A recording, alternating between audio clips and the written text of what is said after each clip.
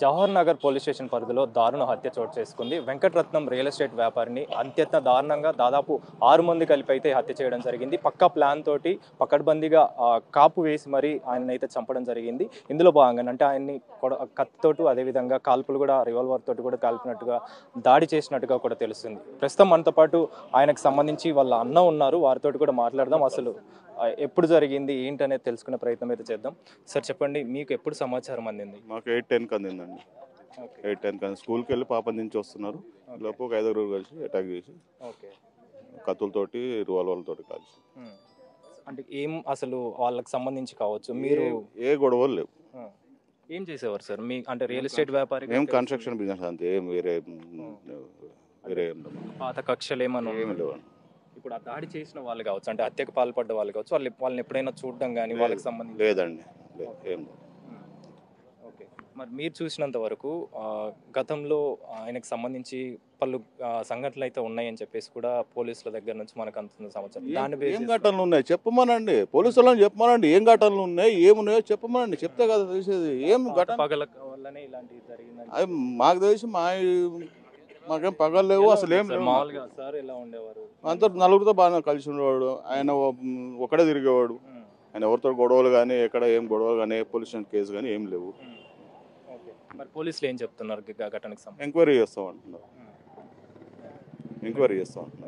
Madam మీరు చెప్పండి, మామూలుగా వెంకటరత్నంకి సంబంధించి ఆయన ఇంత అత్యంత దారుణంగా హత్యకు గురి కావడం కావచ్చు, దానికి సంబంధించి కావచ్చు, మీకు ఎప్పుడు సమాచారం అందింది? అసలు ఎలా ఉండేవారు ఆయనకు సంబంధించి? మాకు 9 o'clock ఇన్ఫర్మేషన్ వచ్చిందండి. వీళ్ళు ఫోన్ చేస్తే మేము వచ్చాము. ఆయనకి ఎటువంటి కక్షలు ఎలాంటి ఎవరితోటి లేవు. అందరికీ హెల్ప్ చేసే మనిషి, 10 మందితోటి కలుపుకుని వెళ్ళే మనిషి. మరి ఇది ఎలా అయిందో ఏంటో ఎవరికి తెలియదు. ఇప్పుడు సర్చ్ చేస్తున్నారు. తన పాపని డ్రాప్ చేసి ఇంటికి వెళ్తున్న క్రమంలో జరిగింది. ఫస్ట్ ఒక పాపని దింపారండి, తర్వాత రెండో పాపని తీసుకురావడానికి వెళ్తే మొత్తం ఎంతమంది మేడం పిల్లలు? 2 పిల్లలండి ఆయనకి. 2 పిల్లలట.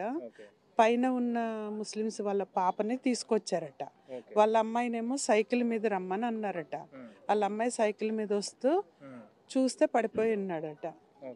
వాళ్ళ పైన ఉన్న పాపని దింపి యూటర్న్ తీసుకున్నాక అయిందట. అది 2 పిల్లలు కూడా ఒకే స్కూల్లో చదువుతున్నారు? 2 ఇదే స్కూల్ అటండి. 2 ఆడపిల్లలే? 2 ఆడపిల్లలు. మామూలుగా మేడం ఈ ఘటన చూసుకుంటే అంటే 6 మంది ఇంత దారుణంగా చంపాల్సిన అవసరం ఏమొచ్చిందంటే ఏం చెప్తారు మీరు? తెలియదండి అసలు. గతంలో ఎప్పుడైనా కానీ ఇలాంటి ఎప్పుడూ లేవండి, ఇంతవరకు ఎప్పుడూ లేవండి. ఎప్పుడూ లేవండి. వీళ్ళు ఎప్పటి నుంచి ఇక్కడ ఉంటున్నారు మ్యామ్? ఇక్కడే అరౌండ్ ఒక 10 years ఎంత అవుతున్నట్టుంది. 2 పిల్లలు ఆడపిల్లలు? 2 ఆడపిల్లలు, తమ్ముడు అండి ఇప్పుడు మాట్లాడిన అతను తమ్ముడు. వాళ్ళకి 2 ఆడపిల్లలు. మొత్తం ఈయనే A to Z he will take care.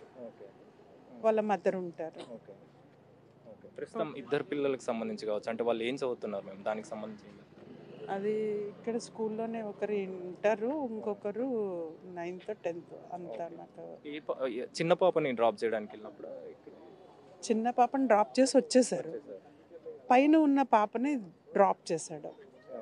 పైన రెంట్కుంటారు, వాళ్ళ పాపని డ్రాప్ చేశారు. ఈ యూటర్న్ తీసుకొస్తుంటే డ్రాప్ చేసి వెళ్ళి మళ్ళీ తిరిగి యూటర్న్ తీసుకున్నారు.